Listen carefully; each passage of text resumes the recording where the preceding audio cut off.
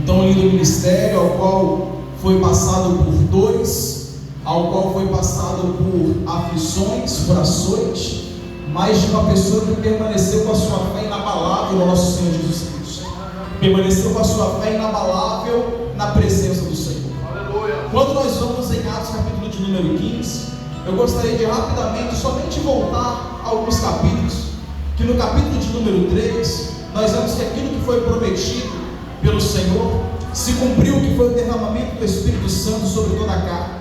E nós vemos que ali houve, pois, o derramamento, e o Espírito Santo se manifestou naquele lugar, e no dia de Pentecostes ele foi derramado sobre todos os servos e servas que ali estavam buscando o Senhor.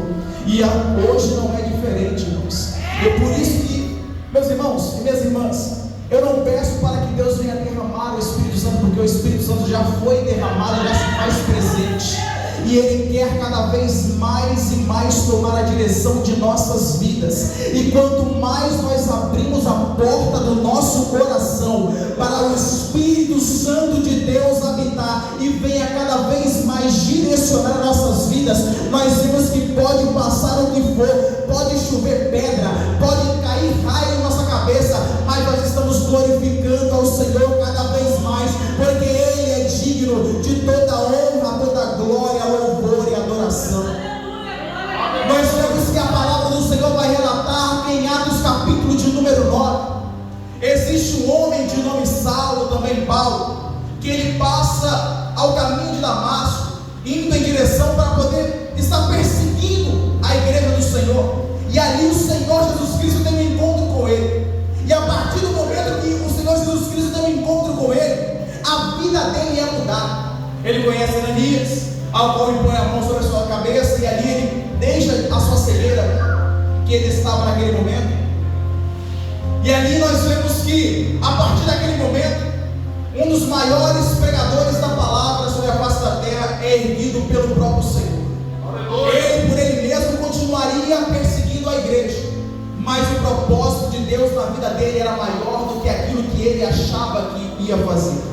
O Senhor Jesus Cristo entrou na vida dele para mudar a história. O Espírito Santo do Senhor passou a direcionar a vida de Paulo e daqueles que estavam junto dele. O que eu quero dizer aqui nessa noite, irmãos, pode um ser humano dizer algo sobre a tua vida, querer traçar a tua história, mas aquilo que Deus tem para a tua vida é maior do que o que o ser humano pode querer estabelecer. Ei, o que o Espírito Santo do Senhor tem para fazer e agir na tua vida, na tua família, na tua casa, na tua história, é maior do que aquilo que o ser humano pode querer falar aqui nessa terra, porque é Deus quem dá a última palavra na vida de um servo dele, na vida de uma serva dele. Pode estar passando por perseguição, pode estar passando por adversidade, mas é o Senhor quem entra e fala: olha, o ser humano pode dizer que não tem mais jeito, mas eu sou o Senhor que tenho direcionado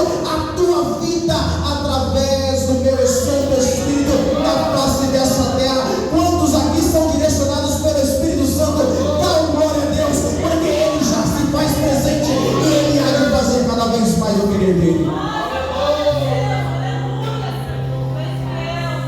Esse mesmo relato de Atos 9 também é relatado em Atos 22 e Atos 26. E aí, quando nós vemos em Atos capítulo de número 15 e de número 16, é a segunda saída, a segunda ida missionária de Paulo. A primeira ele foi com Barnabé, só que aí houve um pequeno desentendimento entre os varões, e aí logo em seguida ele escolhe um chamado Silas para poder estar junto dele. E nós vemos que quando o Senhor ele direciona alguém para nossas vidas, pode acontecer o que for conosco, pode se levantar o que for contra nossas vidas, mas aqueles que estão, os dois, unidos pelo Espírito Santo de Deus, ei, o Senhor age aonde estiver. Pode ser em casa, pode ser na prisão, pode ser na rua, pode ser aonde for. O Espírito Santo de Deus é quem provê. O próprio Deus é quem dá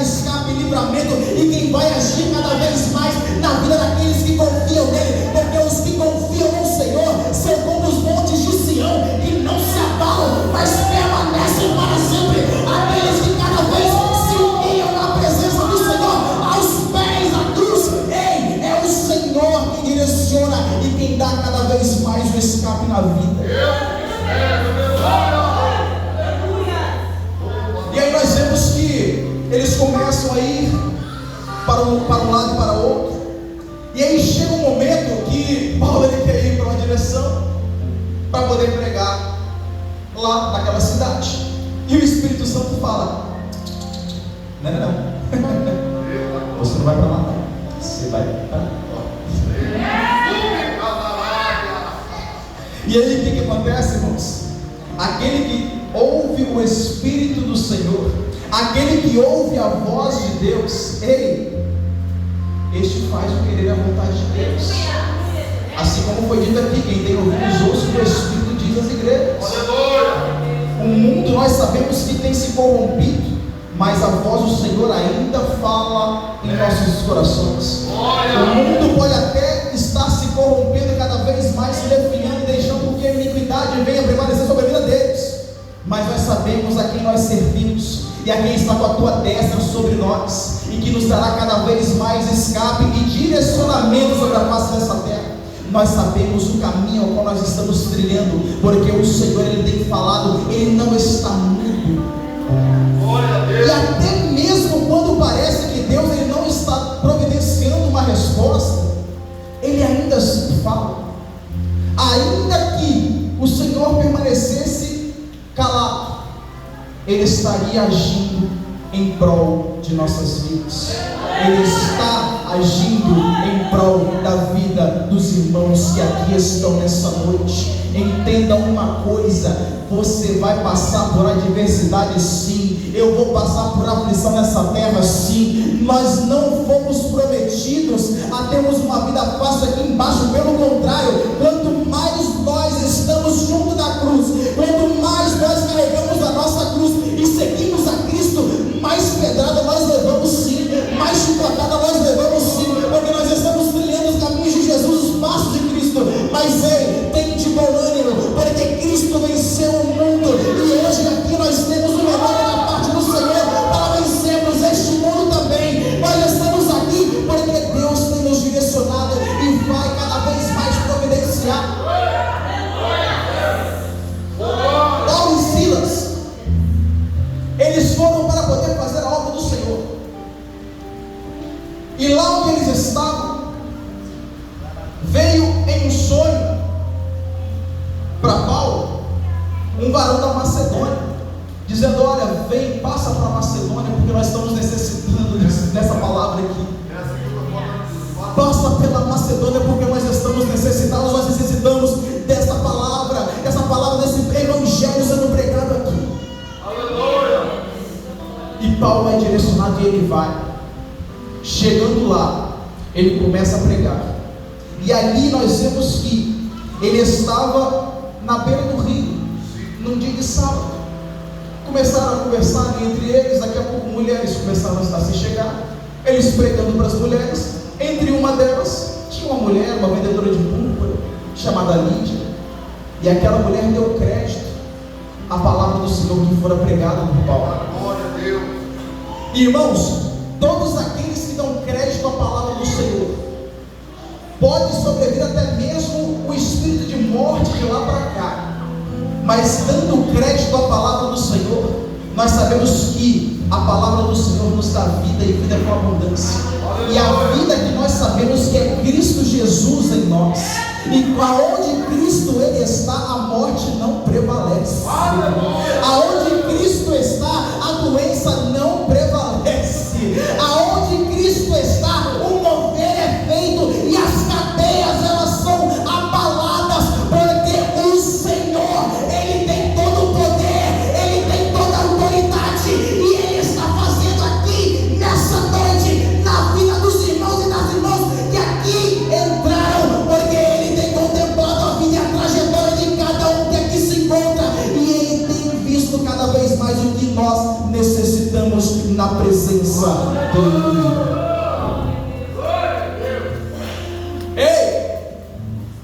Aí depois que ele começou a pregar ali, que Lídia deu crédito à palavra do Senhor, ela convidou sua família foi junto.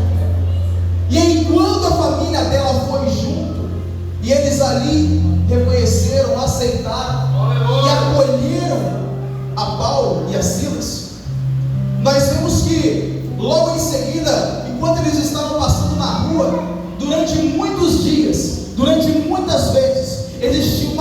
que tinha um espírito de adivinhação, tinha um espírito demoníaco nela, ao qual Paulo chegou um momento que ele estava, assim tão cheio daquilo, que ele virou e disse: olha, saia dela em nome de Jesus. E saiu aquele espírito daquela mulher.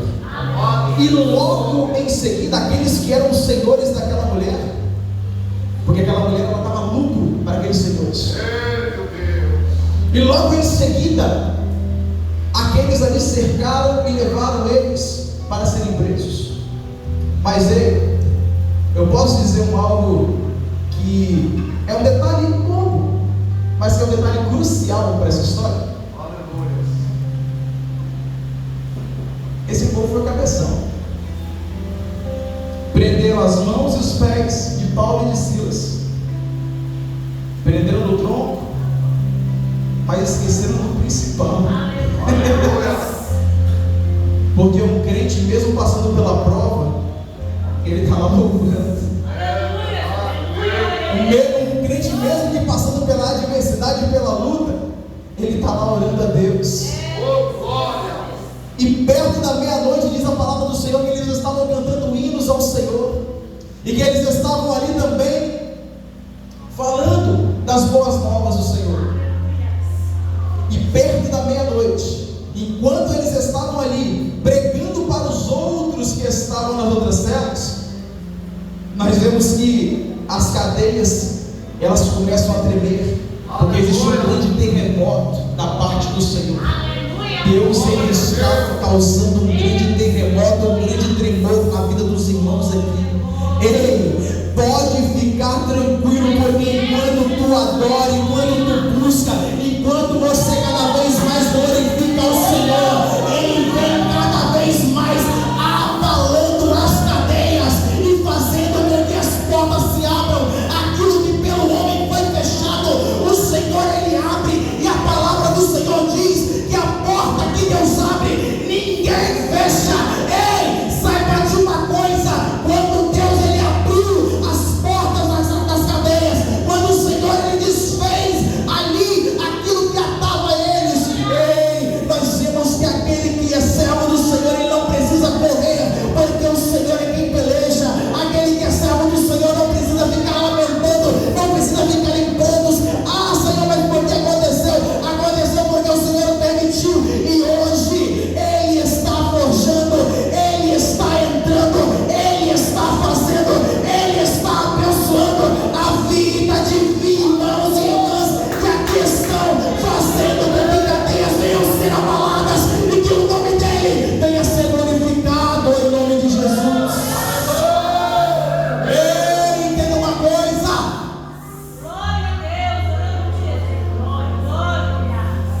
Deus, quando Ele faz, Ele não faz nem antes e nem depois. É no tempo certo e na hora certa. Tem muita gente que fala: ah não, mas Deus chegou no final. Não. Deus ele não chega no final. Ele chega no momento certo, entre nós aprendermos e sermos exemplo para outros. Porque muitos poderiam dizer: ah, mas por que Deus não livrou eles então antes da aflição, antes de eles serem presos? Porque era necessário que eles passassem por isso, para que o nome do Senhor viesse a ser glorificado e exaltado. Ei, porque através daquilo que eles passaram ali, nós vemos que aquelas vidas que também estavam ali no cárcere, nenhum se foi. Porque o carcereiro que ali estava, ele até tinha desembanhado a espada e pensado: vou tirar minha vida. Mas aí grita Paulo: não faça isso contra a tua vida. Estamos todos aqui. E aquele homem cai de joelhos perante Paulo e Silas. E eles perguntam: olha, e ele pergunta para eles: como eu faço para poder ter esse Deus na minha vida? Como é que eu faço para trilhar esses caminhos, essas veredas? Eu vou conjecturar aqui agora, irmãos. A palavra não diz, mas eu vou dizer com outras palavras. Em todo o tempo que eu passei aqui como carcereiro, nunca vi uma coisa dessa acontecer. Eita glória! Porque Deus, Ele é Deus do sobrenatural, irmãos. Deus, Ele é um Deus que Ele entra, e quando Ele entra, irmãos, é quando o homem diz que não tem mais jeito mesmo. É quando o homem diz que acabou, que não tem mais como prosseguir. É que Ele entra e Ele faz o mover, para que toda língua venha confessar e todo joelho venha se dobrar e dizer que Ele é o Senhor e que Ele vive e reina para todo sempre. E esse mesmo Deus que estava ali naquele momento aqui se encontra para poder mudar o quadro, a situação.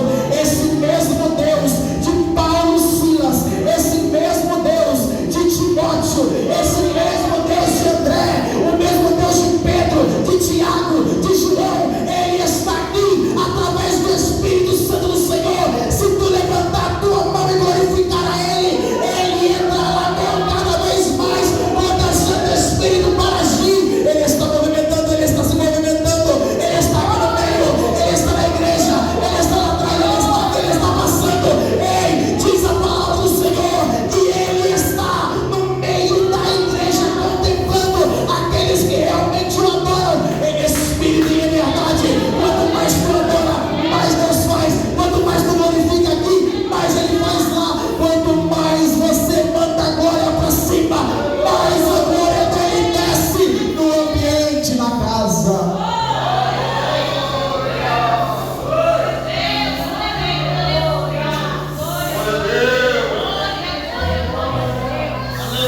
E tem muita gente nos dias atuais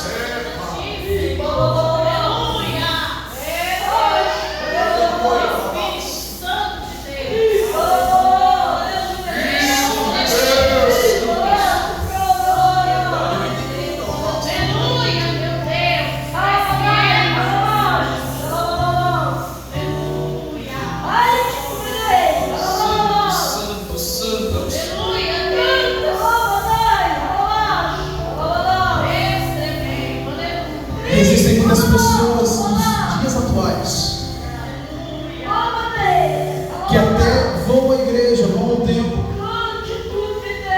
mas que não realmente buscam como era para buscar. É por isso, pastores, que não vemos mais o agir que era feito antigamente.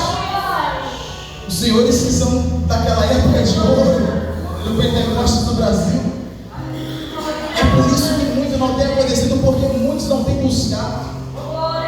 Só porque alguns lá fora brincam com o Evangelho, acham que o Evangelho já foi banalizado. Mas o Senhor, Ele ainda opera, Ele ainda faz em nosso meio, nessas vidas. Ele é o mesmo ontem, hoje e eternamente. E Ele está cada vez mais com seus 7 olhos de chama de fogo, contemplando a sua igreja, contemplando aqueles que realmente o buscam, o adoram em espírito e em verdade. E Ele é o mesmo que lá atrás deu escape, deu livramento para o seu povo, quando eles estavam saindo do deserto, aquele povo que estava na frente do mar. E aí Ele disse: olha, não tem mais jeito, arrancou a gente lá do Egito para morrer aqui na praia, mas esse é o Senhor que abre o mar, esse é o Senhor que provê que o fogo não queime, esse é o Senhor que manda o maná do céu, e quando dizem: olha, não vai ter mais para onde correr, é Ele quem dá providência, é Ele o Senhor que ainda